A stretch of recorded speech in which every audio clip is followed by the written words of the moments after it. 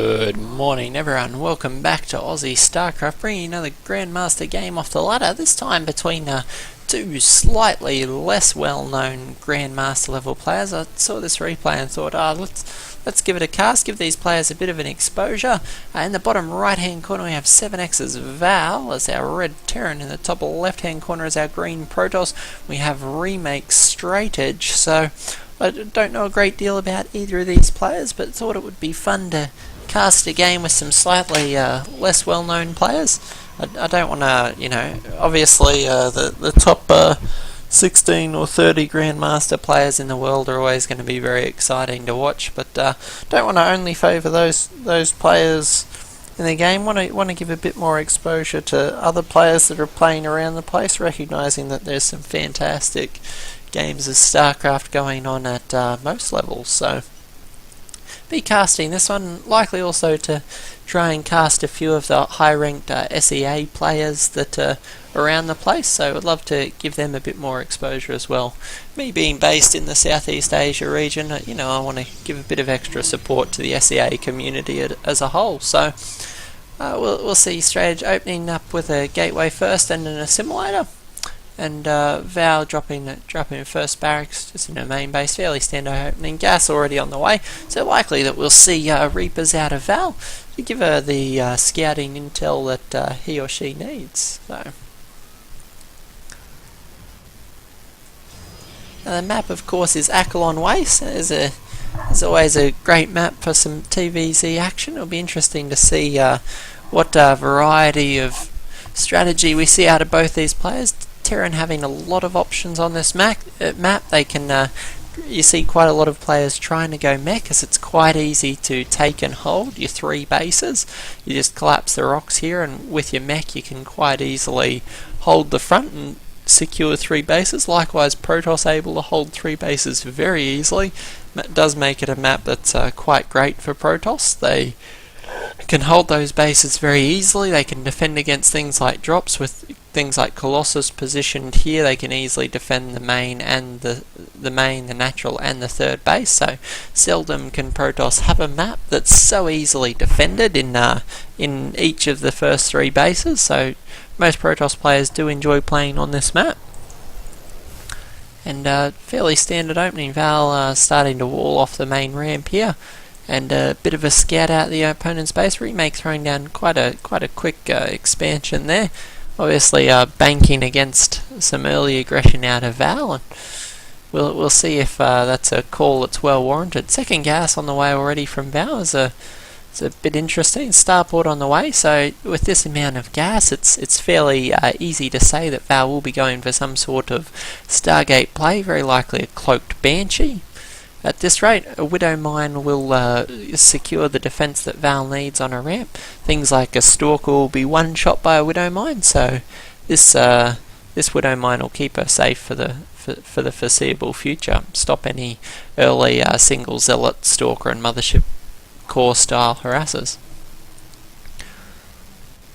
So Stargate, it's going to be a medevac, so not a Banshee play at all, but the 6 gas is going to be a lot of gas. I'd still be surprised to not see a Banshee follow up out of this. So we have more Widow Mines on the way. Looks like we're going to have a Widow Mine Marine drop, and we'll see what Straightedge has in place to try and defend this. Not a whole lot in the way of units on the field just yet.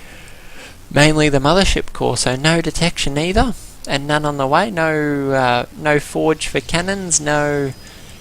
Oh, there's the Robo, but unlikely to be in play. Scouts. This Scouts a medevac with the Stalker, so it's a little bit of a pickup there. Val's going to get the Widow Mine on a ramp, ready to hopefully take care. Oh no, going to move out with the Widow Mine across the map. Stalker trying to intercept this medevac, is going to get a few hits on it, but still no detection on the field is going to be the biggest problem for Straightedge. So. Well, Val could place this Widow Mine near the top of the ramp and deny these Stalkers the AWP. No, going to have to pull out 2 Stalkers in the centre. Is going to be a lot of DPS, easy to pick off and snipe that medevac. This Widow Mine's going to run straight into the mineral line and probably didn't. Oh no, can the probes take it out in time? No probes. Oh, 7 kills on that Widow Mine. Corporal Widow Mine, able to do massive damage to the mineral line. This this medevac proving to be nothing more than a cheeky feint. Oh, pick up the sentry. Nice little pick up there as well. Observer almost finished now. This will help Straightedge to stabilise and force these irritating Widow Mines away. So it looks like Corporal Widow Mine might get one more shot of glory before... Oh, 10 kills Sergeant Widow Mine, so 500 minerals worth of damage, not to mention the mining time on Straightedge because of that cheeky Widow Mine and its positioning. So great job with the harass from Val. So likely would have done more damage than a Cloak Banshee would have, but we'll soon be able to tell, because indeed that surplus gas is being funneled into a Banshee with Cloak. So we'll see what Val will pull out of her bag of tricks next. We have 2 forges on the way, so Straightedge undeterred, still dropping the upgrades in spite of not having a whole lot of units on the field here. Dropping a Twilight Council as well, so looks like both players going fairly light on the units. Val electing to just harass where possible and slow down Straightedge in any way she can, or he can. Sorry, I'm assuming Val's a girl because one of my friends named Val, so sorry if I'm getting it wrong for Val, but I don't know a whole lot of guys' names that Val could be short for, so if I've got that wrong, I do apologise. Banshee moving into the main base. No observer in place just yet, so this Banshee's going to get one worker kill here. Oh, observer, sorry, is in place up here. Going to try and kill the Stalker before it can take out the Banshee. Second Stalker now warping in. If this Banshee's not careful, it is... Oh, no, Straightedge wandering straight past the Banshee. Second... Oh, 2 Stalkers, 3 Stalkers. This Banshee will go down quite quickly. Is able to pick up that... Oh, does it... Oh, it does survive. It survives on 20 health. And is gonna hopefully head home to... No, picked up by the Stalkers. Nice pick up there from Straightedge. Would have been quite unfortunate if that Banshee had been able to make it out of the base. We have SCVs being pulled now, which is a very interesting choice. These are likely going to be used to help repair the tank and prevent it from being taken out.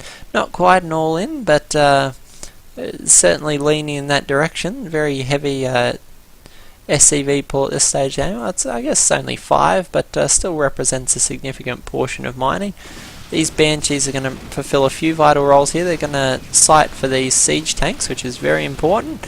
They're also going to be able to do some worker harass themselves, take out this important gas. The siege tanks are going to do a great job of preventing the Stalkers from being able to support. And a little bit of drop in the main base is going to get cleaned up quite quickly, but that has allowed Val to set up in quite a strong position here. Looks like Val will try and relocate. Oh, what have we got harassing? We have a Zealot warp in the main base, so nice little counter harass from Straightedge. These Zealots versus SCV is a bit of a one-sided endeavour, and we have Straightedge quickly catching up on the worker kills count. Remake sieging the front of the base, but these Zealots are going to sprint in and clean up these tanks. Poor tanks unable to do a whole lot against the pure power of those charge lots. Seeker missile going out there, doesn't quite kill the Stalker, forces these units to fall back. Oh, Ravens are going to be able... Oh no, not quite. Oh, almost get the observer, No, Val. Poor Marines dying to Stalker shots to the face, and they're going to go down in a pile of gore. But that Warp Prism still sitting in the main base. 12 workers killed each, has evened it out substantially, and probably very much kept Straightedge in the game there, able to distract Val with the warp in the main base and the amount of economic damage it did. So Val had set up a nice contain on this second base. Being denied the gas really does hurt a Protoss player. Protoss units being exceptionally gas heavy, things like Colossi, High Templar, Storm all require quite a high lot of Vespene gas, and you need those units to deal with the mass bio that Terran tend to spit out. So denying that gas may not seem like a lot, but it actually does play quite heavily into the Terran's favour. As you can see from the Terran army, it's very mineral heavy, amounts of gas going into the tanks and Ravens, but not substantial compared to the Protoss units you'll see to deal with that, which are High Templar being 150 energy each, Colossi being 200 energy each, and you really can't afford to be denied your gas at all. So these Banshees continuing to poke around, 2 kills on one, 1 kill on the other. The cannon providing enough line of sight to sort of drive them back. All these Zealots continuing to be able to get into these tanks and do substantial damage. So Warp Prism still being a bit of a pest in the main base, continuing to duck back and forth. A Viking or two probably wouldn't be a bad choice out of Val. Still no Viking on the way, unfortunately. Oh no, 1 Viking in the main base, so hopefully once these are cleaned up, Val will be able to stop that Warp Prism from doing quite as much damage as it's been doing. Unfortunately for a Terran player, once your production's compromised, it's not like Protoss where you can, or Zerg where you can just warp in a stack of units, or Zerg where you can morph them out of spare lava. You do need to be constantly producing out of that those buildings. We see a bit of a mech transition from Val here, so we have 4 factories now on the way. We've got quite a few Hellions and Hellbats and siege tanks queued up, so interesting sort of transition here, not one that we're accustomed to seeing this late in a game, so we'll see how this fares for Val. She doesn't even have combat shields on her Marines, so obviously planning to go mech. We have a vehicle weapons level 1 on the way, so first upgrade, but we have a Protoss ground weapons and armor level 3, so this double forger Straightedge starting to play quite a significant role in these engagements. That's the reason these Zealots are able to do as much damage. Well, takes out the Warp Prism just in time, stopping that fairly lethal warp in of Zealots. So nice pick up there. The Viking able to shut it down. So just remember, Terran players out there, if you're suffering from these warp in harassments, best way to deal with it, a Viking or 2 on patrol will shut down those Warp Prisms. They tend to move fairly slowly. Most Protoss players electing not to get the Warp Prism speed upgrade. You'll see a few crazies like Hero that take it quite regularly and make heavy use of it, but vast majority of Protoss players spending the gas somewhere else. So best way to shut it down, just a Viking or 2 will be able to kill it and stop those pesky warp-ins. Able to clean up those Zealots before they can open up the 3rd base, setting up quite a little mech concave up here at the top of the ramp to defend both these bases. Now, though, if you have a look at the composition of Straightedge here, he's got quite a lot of Immortals on the field, and these are going to do massive damage against the mech forces. So, personally, I'm not as much of a fan of mech versus Protoss. Mainly for this exact reason. By the time mech gets set up, it's quite late in the game, and so plenty of time for the Protoss player to drop a robo or 2 and just play out a stack of Immortals. And you can see now that Straightedge is aware of what's coming, is building a Colossus, but has a massive amount of Immortals already on the field. We have 7 on the field, 2 Colossus, plus a lot of Storm sitting on these Hellbats. Is going to, on such a slow moving army, Storm actually does a surprising amount of damage. So I'd have to be leaning towards Straightedge's composition here, but we'll see if I am in fact wrong. Val has very little to deal with the Colossus at range except for the siege tank, so we'll see if that plays a factor at all. Not got the usual sort of Vikings that you'd see out of a Terran. Still only 1 starport, no reactor, so unable to sort of produce those. So we'll see if Val's able to set up a strong engagement, or whether this mass immortal Colossus force will just punch straight through. So Straightedge, aware of the fact that there's no Vikings down here, is going to just continue to play our Colossus, knowing that there's very little in the way of forces able to stop them. Trying to take a 4th base out here. Photon overcharge and a few Stalkers will clean up that Hellion harass. And 1 Stalker just roaming the field to ensure that there's no medevacs sneaking by. Of course, medevacs and Banshees being a constant threat so far in this game. Massive damage with those early harass, but Val choosing to move out now at 191 supply to 165. I think the best bet's probably for Val to engage before this mech can get in. This Protoss force can get any more maxed out. We have more Colossi on the way. That's going to take us to 5 Colossus, 2 Vikings now being produced, but I have a feeling this is too little too late. The mech force setting up here on the top of the ramp, but these Hellbats are just starting to melt, and the Immortals are going to be able to plough forward into the siege tank. Point defense drones doing quite a significant amount of defense at the top of the ramp, stopping those Stalkers from getting the damage they would usually get. Oh, and ploughing through the Colossus. So it looks like Val was able to get the position in need, and I think the key unit there for Val was actually the Raven of all things. If you watch the engagement again, you'll see these point defense drones soaking up massive amounts of Stalker volleys and keeping this tank force alive, and the tanks in turn killing the Colossus and the Immortal. So Ghost throwing down an EMP to help out there and get rid of the Immortal shields, and Val able to pick quite a strong engagement. So well done from Val there. Has put Straightedge at quite a disadvantage. It's 172 to 94, so I don't want to write Straightedge off, but he's going to have to pull something out of the hat to come back at this one. Chrono boosting out Immortals as quickly as he can, but Val very content to set up here.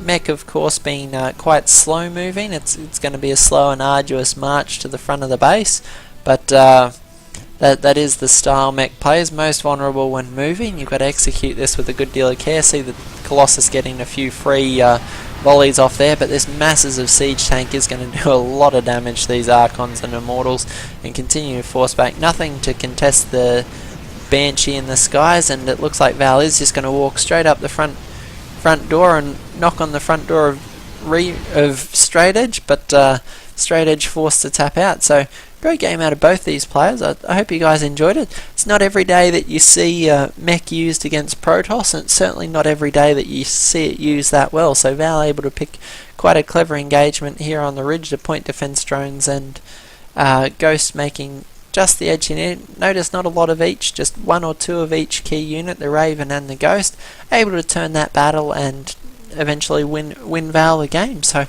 hope you guys enjoyed it. I think it's a great showcase of how to use mech against Protoss, and I think our meching Terran can learn quite a lot from it. So hope you guys enjoyed it. I certainly did. And if there's anything you'd like to see, please send it to aussiestarcraftreplays at gmail.com. So the link's next to the video. Go ahead, send us your replays. Let us know what you'd like to see. If you've got any questions, comments or feedback, throw it in the comments down below. You'll notice I do respond to pretty much every comment that we get. So go ahead and let us know what you're thinking. Always happy to take that feedback on board. So hope you guys are enjoying the casts. Go ahead and share them with your friends on Facebook, Twitter, Reddit, all those social media goodnesses, and let's share these games and these players with as many other StarCraft fans as we can. Thanks guys, hope you enjoyed it, and we'll catch you in the next cast. See you later.